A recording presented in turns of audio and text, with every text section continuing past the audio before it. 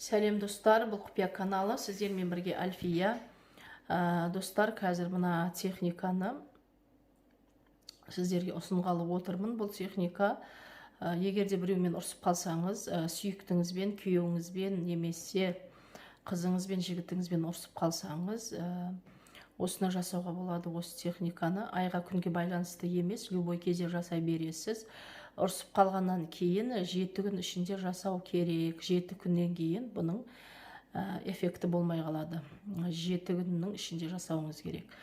Яғни 3 күн өтсе, немесе 4 күн өтсе, немесе 5 күн өтсе, сол кезде жасауға болады. 7 күннен кейін ұрсып қалғаныңызға 7 күн болып кеткен болса, онда ешқандай эффект бермейді. Айға күнге байланысты емес, любой кезде, любой мезгілде жасай беруге болады. Жылына неше рет жасасаңыз да ешқандай шектеу жоқ.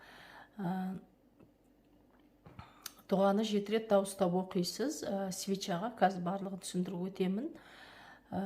Осыдан бұрын 2 видео салған болатынмын. Дәл сол видеоныкіндей өте қарапайым свечаға оқылады.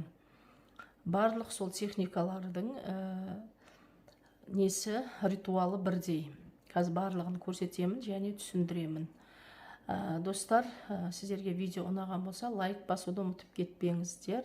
Барлығын көрсетіп өтемін қазір. Ол үшін бізге осындай свеча керек, восковой свеча керек. Осындай, дәл осындай. Басқа церковный немесе парафиновый свечалар жарамайды. Сосын біздерге осындай натуральный жіп дейміз ғой, осындай натуральный жіп керек. Натуральный жіп дегеніміз синтетика болмаса болды. Тоқыма тоқитын жіп та жарайды. Любой осындай ақ жіп болады. Егерде натуральный жіп таба алмасаңыз, онда осындай кәдімгі тоқыма жіптері де болады.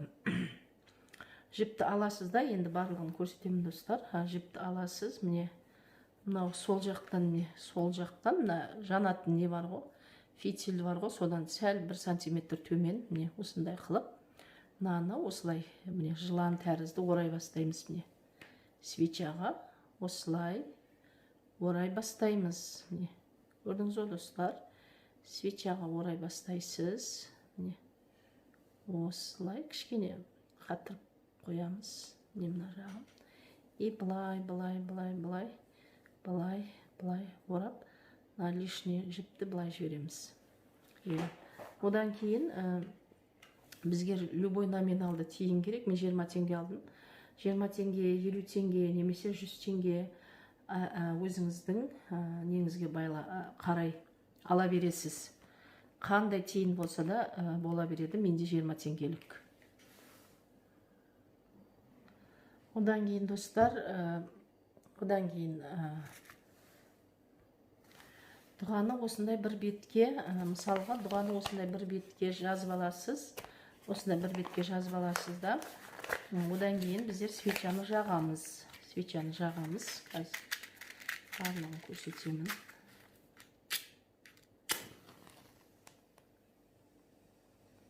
Осылай свечаны жаға бастаймыз. Жаққан кезде, мынау свеча болса, дұғаны, міне осы оттың, қалай айтсам болады, былай қапталына қарай.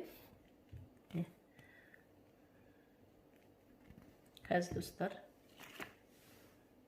осылай свечаны бекітіп алғаннан кейін, міне дұғаны осылай, мен тек мына дұға басқа, дұғасы басқа комментарийға бекітіп қоямын. Свечаны жағамыз, жаққаннан кейін осы бір бетке дұғаны көшіріп аламыз да, сол дұғаны 7 рет оқимыз, міне осылай қылып. Көрдіңіз бе достар? Свечаның артынан істейміз. Осылай ұстап тұрамыз да, дұғаны 7 рет оқимыз. 7 рет оқимыз дұғаны. Сосын оқып болғаннан кейін осы свечаның жанып болуын қадағалаймыз. Дауыстап оқимыз. Дұғада атыңыз деген жерге атыңызды айтасыз. Одан кейін міне менің свечам жанып болды. Жанғаннан кейін мынандай қалдықтарын барлығын осы тиынге не істейміз? Тиынге осылай жабыстырып аламыз да. Тиынды аламыз өстіп.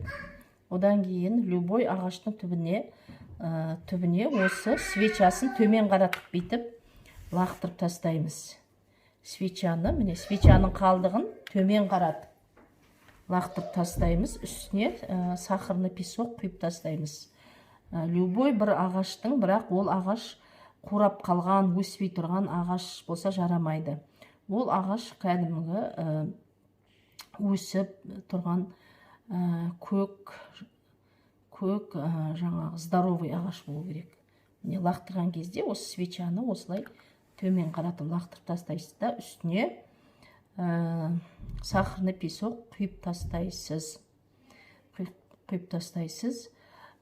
Достар, мысалға жаңағы сізге көп ақша келе бастаған кезде, немесе сіздің жаңағы желанияңыз орындалған кезде, жаңа көздеген мақсатыңыз орындалғаннан кейін, сол осы тиынды лақтырып тастаған ағаштың астына сіз қақталған ерік немесе құрма апарып тастауыңыз керек.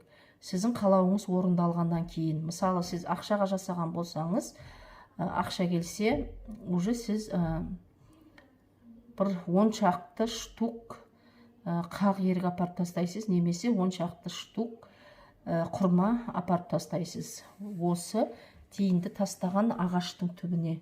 Болды, көнбейсіз, еш нәрсе жасамайсыз, тек қана солай апарып тастайсыз орындалғаннан кейін.